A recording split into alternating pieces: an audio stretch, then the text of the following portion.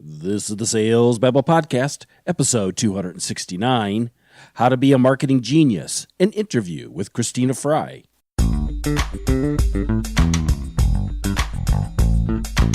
Welcome to Sales Babble, the podcast that shares selling secrets for non-sellers. And now your host, Pat Helmers. Hello, Sales Babblers. This is Pat Helmers, and today our guest is Christina Frei. Christina is a marketing genius guru. But before we get to her, I wonder if I could whine a little bit, if you don't mind. I've got, I get people reaching out to me like all the time on the podcast, and I don't mind that. And I know everybody who's coming on the podcast to a certain degree is trying to sell something, trying to sell a book or maybe their services, and I'm happy to let people have that forum if they're adding value to the audience. So I had this one guy reach out to me and say he wanted to get on it. He wanted to get his boss actually on the podcast, and I agreed. And wouldn't you know it, communicating with them was just nothing but painful. They constantly was talking in Pacific time. I do my interviews in Central time, and I'm happy to do that switch for them. And when I'm in sales, I always do that for them, not these people. I just gotten off of another call interviewing, and I was 5 minutes late. I hop on that call, and they're not there. And I connect, and I call them over and over again on Skype. They don't answer. So then I thought, well, I'll call them on the telephone. I went to call up the guy who set it up. He doesn't have a phone number in his signature email. I called the guy I'm supposed to interview. He had his email in there. He doesn't have a telephone number on the signature. I went to their website. I looked for a telephone number. Could not find one. Looked, scrolled all the way to the bottom. Now it's like 20 minutes after. I finally find the number. Call that phone number, hoping there'd be a directory so I could get directly to there. Oh, no, there wasn't.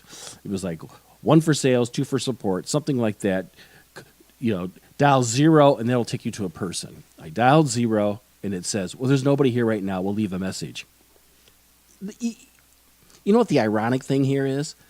As soon as I call that number, it says, we are communications re-envisioned. We are the new thing about communications. And I'm like, you guys suck at communications. I can't even call you. Of course, I sent them emails about that, like, look, dudes, I tried to get a hold of you.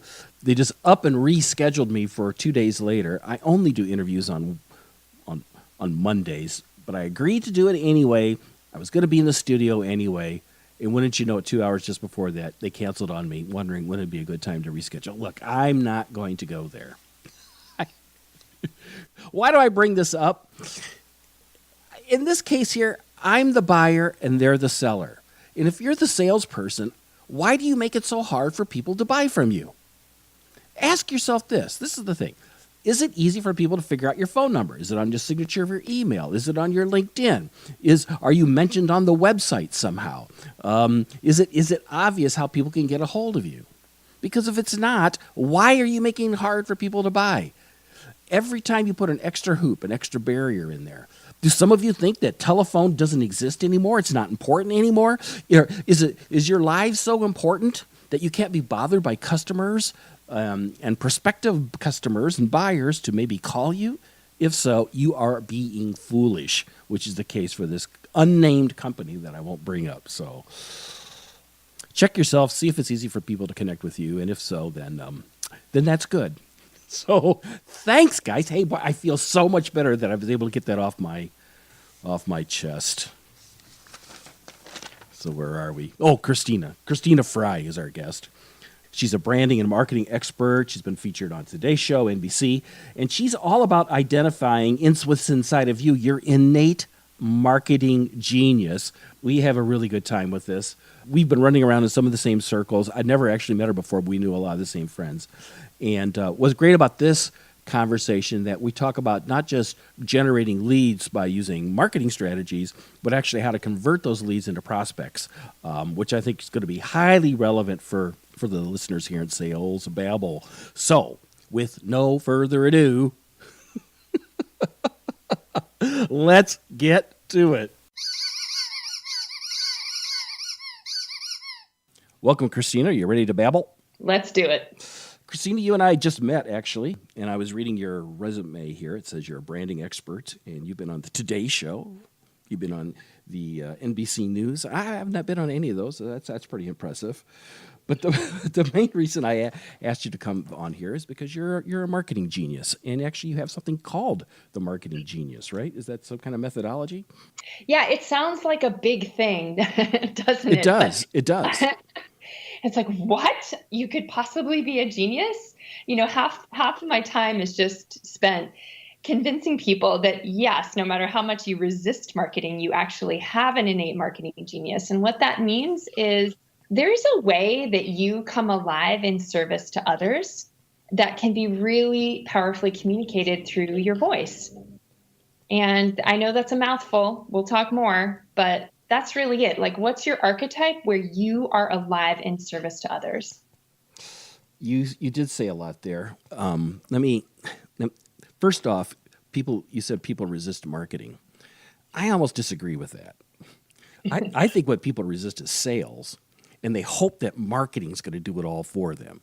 That somehow they can build some kind of marketing campaign, and magically people are just going to like call them up or put their thing in their shopping cart. Just this all going to happen magically through some automation of email autoresponders and Facebook ads. And talking about the kind of marketing that makes people, I don't know, like really disconnected from each other. You're kind of shoving your message out. Yeah. That's not really a human to human contact. So yeah, that's not what I'm talking about. I'm glad because we're all about selling secrets for non-sellers. We're all about non-pushy sales. And we're all about being your authentic self. Yeah, well, we are in the same business. I'm just a little bit up the stream from you, right? Like I'm doing it when they first reach out. You're helping people when they actually seal the deal. So you said a word that a lot of people don't know, archetype. What's that? So if you've ever taken an assessment, done like a DISC analysis, anything like that, some people are really excited to take these tests to just understand themselves better. I'm certainly one of those people. And through my own work, I have found that there's actually types or archetypes, just sort of, I'll give you an example. Celebrator is one. A celebrator is a type of marketer who loves to bring the good life to others. And they usually have like a natural flair. And there's many different kinds of celebrators, but that's a really strong category of people. Like they walk in the room, it feels like a party, or they walk in the room, they have just like a natural design sense. So the celebrator is one example of an archetype. It's like, I don't know, it's beyond words as far as like who you are. Okay. All right. So why is that important? Because when you start to go out or when you continue to go out and connect with people, new prospects, or people you've, communicated with in the past, it is so easy to want to be all things to all people.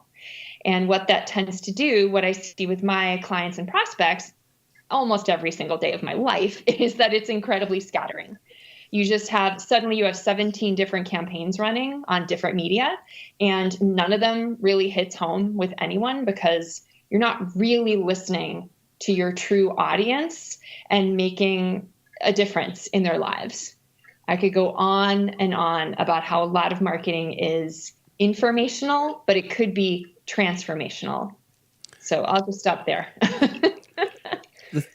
This is a problem I see all the time in my consulting, where people believe that they can sell something to everybody and that anybody could be their customer. But the truth is that the more you dig into it, actually their solution, it's a better fit in some situations for some kinds of people. This is a mistake I see people making all the time. Yeah. And by the way, this kind of archetype is sort of a sneaky, lovely way to specify your audience. When you specify yourself, like if you know, oh, I love helping people in this particular way, right? Like that actually starts to narrow down your audience by default. A lot of marketers or just a lot of people in business will ask themselves like, okay, who's my ideal audience? And I would say you can actually get at that question by asking another question, which is when are you most alive in service to other people? Because there's usually certain people who you absolutely love to serve when you're in that place. But lots of times you don't get to pick that. You're working for a company. The company, it's not about you in the archetype that you have. It's about what this company is about. And maybe, I'm just going to assume here that that's kind of based on the brand of the company, but some companies aren't very good about figuring out their brand. And that's why I have a job. And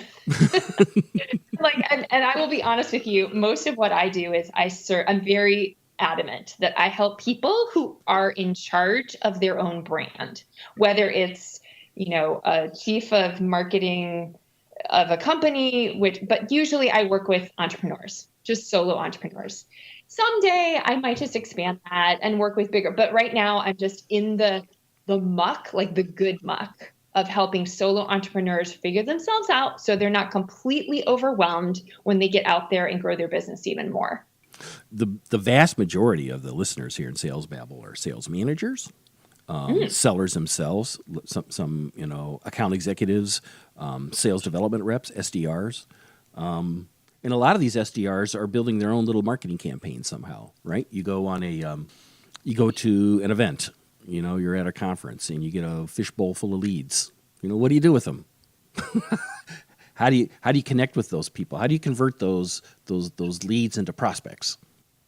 Yeah, and that's sort of what you do, right? Like where I'm coming from, I would talk to a sales manager and sit them down and say, what is it that foundationally that you absolutely love bringing to other people? And then where can we situate you, right? Like what is a core strategy that will really give that a home? Because here's the thing, I know you and I are different tracks, so it's a little bit of a different conversation, but where I find the power of, let's say you're a sales manager and you want to figure out your own way of getting out there, to back it up like 5 steps and ask yourself like, okay, great. So what is this way of being that it's just so easy for me to help people? And then what is the one strategy, instead of doing 15, what is the one strategy where I can really connect with people from that place? It'll become like an engine, right? Because if you devote yourself to one strategy,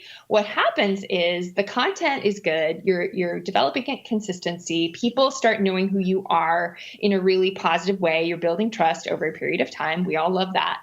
And then from there, you just branch out. You take that good content and you use it in different vehicles.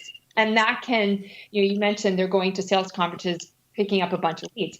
This conversation would be, what are the right conferences for you? And what kinds of conversations do you want to have? And do you want to be the speaker at that conference? Do you want to have like a webinar to prep people for that conference? So my focus is a little bit like, how can we build trust before you even meet them? I like that a lot. What's interesting about this conversation, if you focus on who your ideal client is and you really kind of figure out what what do you call it, marketing speech? You call it your avatar, right? Yeah. Right. If you figure out who that is and you learn their secret language, and how they speak and what are the pains and the desires, that they have, then you can have an interesting conversation that would speak to them. But your conversation, if I understand what you're saying, is kind of more along like, what is my archetype? What am I about? Which I find very backwards from most of the conversations that I have. Which I completely realize. And it's also surprised me as I've been doing this work. I ran a couple worldwide field studies around a personal practice. Yeah, I saw that on your thing. What was that about? Yeah, what was that about? Yes. So my background is 2 very strong tracks. One is personal development and 2 is marketing. And I always wondered, well, how the heck will these ever come together if they need to, right? It's okay if they stay separate. But one day I was running this field study where people all over the world were using a mindset tool. I call it the generosity practice. And, there's so many mindset tools, but what really distinguishes this particular tool is that you figure out what makes you happy and also how can you love giving other people. You align those 2 things. That is a muscle that not a lot of people have developed, I feel, because either you're helping other people and exhausting yourself, or you're serving yourself and you're being selfish. I know I'm being very broad when I say all that, but there's what I figured out, and it just sort of, I thank my lucky stars every day that this was gifted to me because I didn't go around looking for this. But it's basically, how can I be in my own personal sanctuary and aliveness, and also be in joyful connection and service to others. So when I say start with your archetype, start with you, it's not like, well, I have to be me. I have to be like, that's the most important thing, which that's nice if you're a teenager, but after a while you need to get out there and actually like connect with people and make a difference in their lives. And then from that work, Innate Marketing Genius kind of came up from that, because so many of the people who were doing that practice said to me, hey, I'm an entrepreneur. And suddenly I love marketing by doing this work. And also sales negotiations are a lot cleaner. Like I don't have an agenda when I walk in. I just want to listen to them.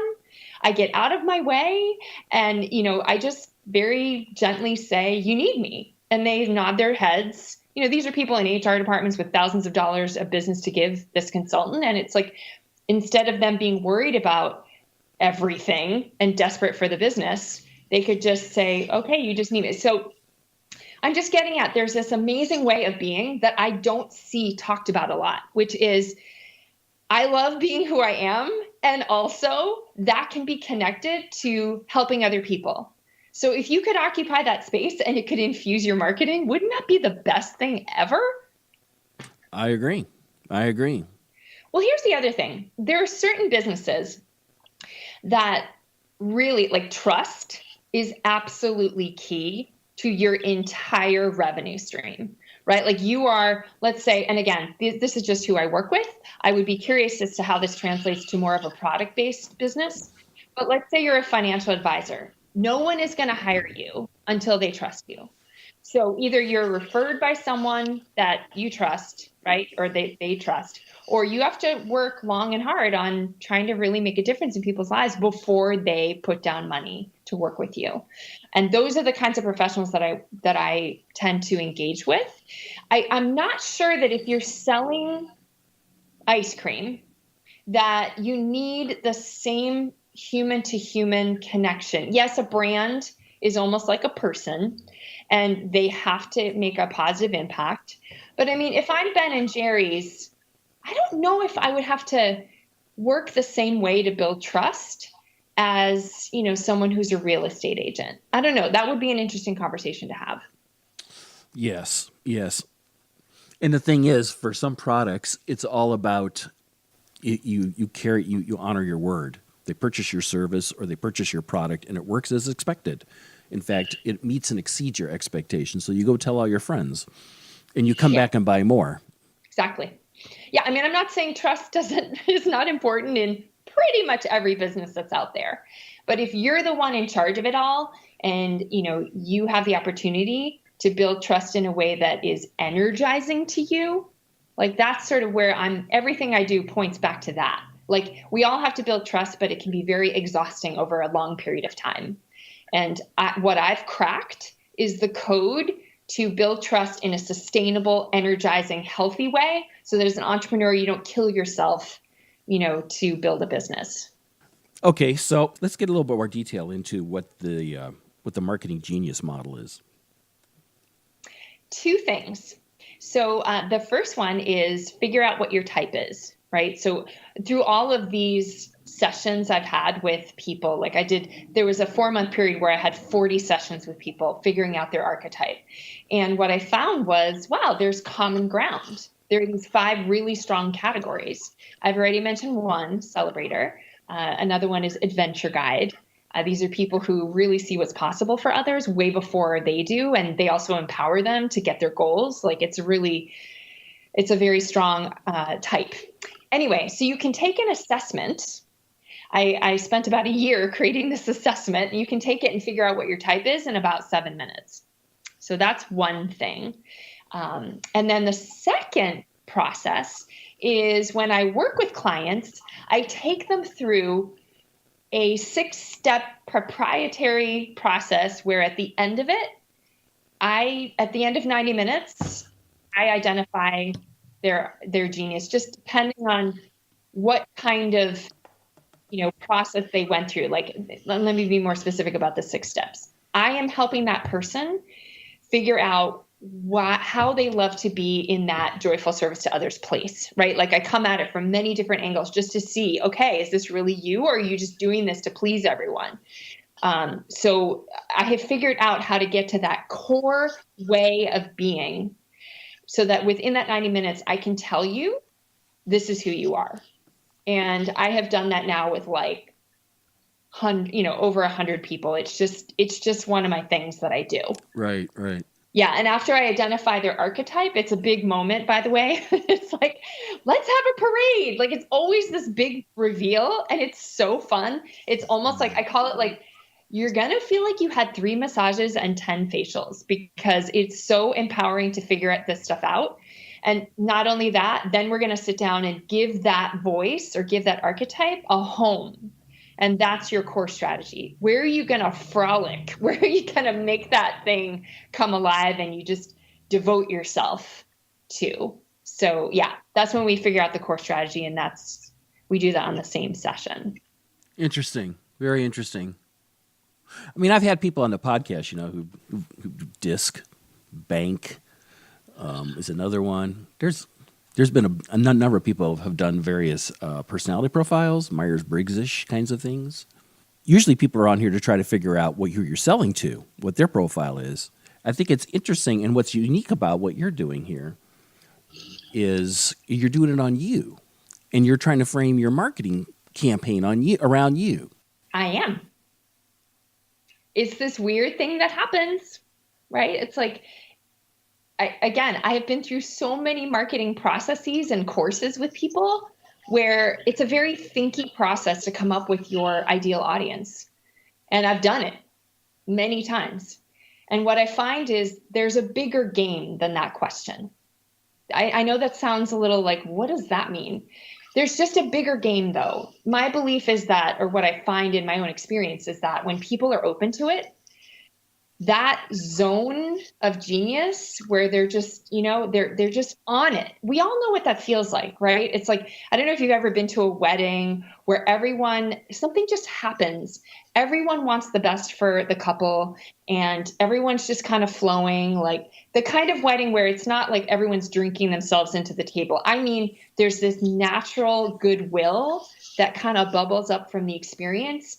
It is incredible. And that's where we're headed with this work. And I think people don't always know that you have that in you and you can use that in how you connect with prospects. Interesting. That's so interesting. And sorry, just one more thing. It Sure. also makes the nitty gritty of defining who you're looking for kind of fall away.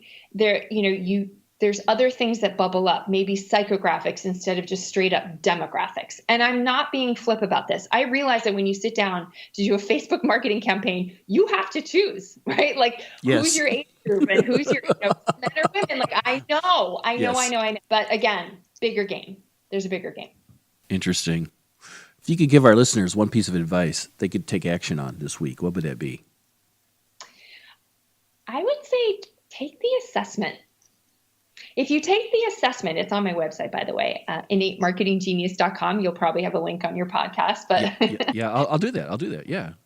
So what's great about that is the questions themselves will make you think. So it's just fun to take the assessment. There's 35 questions. And then at the end of it, you will find out what your category is. And even though it's just your category, right? It's like step 1 of this whole thing. You will immediately start to focus your marketing efforts because you'll get like this report to download. It'll have ideas for you. You can just use this stuff now and give yourself a little peace of mind so that you don't have to be all things to all people. Interesting stuff. Marketing always has rejection built into the equation, right? Like no matter who you are. And that, again, that's where my heart goes out to people who are in business and going out there every day and selling and all that stuff. Like you guys are total rock stars who are pounding the pavement and, doing something real and playing a real game here. And it's painful sometimes when people say, no, no, no, no, no, even if you have something great. Right.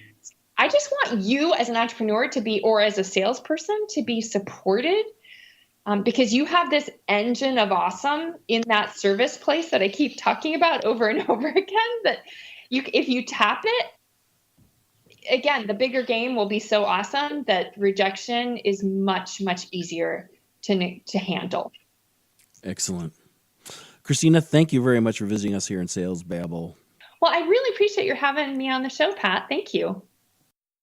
So I took Christina's assessment, and my archetypes popped out, and I am a door opener and a celebrator.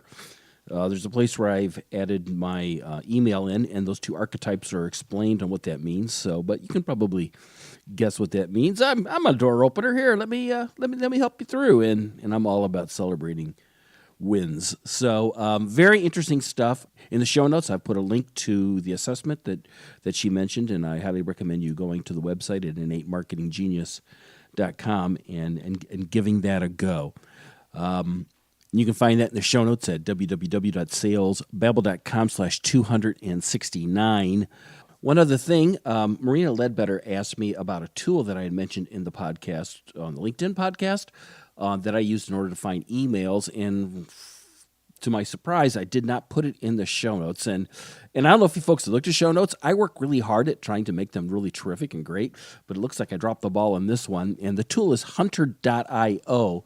So I want, if anybody else was struggling trying to figure that out, that's a terrific tool for trying to figure out and guessing what somebody's email is. I found it to really be a great asset. So I'm going to go back into the show notes for that episode and update that. But if you've been wondering what that is, it's hunter.io. Thank you, Marina, for pointing that out to me. I really appreciate it, and I appreciate her and everybody else out there who's really loving the podcast. Thank you very much. If you haven't subscribed to the podcast, please do. You can do that on the website at salesbabble.com or on whatever your favorite podcast listening device is. You can make sure you subscribe there too. That's all I got for today. Until next week, take care and have a highly successful and a profitable selling day. Cheers.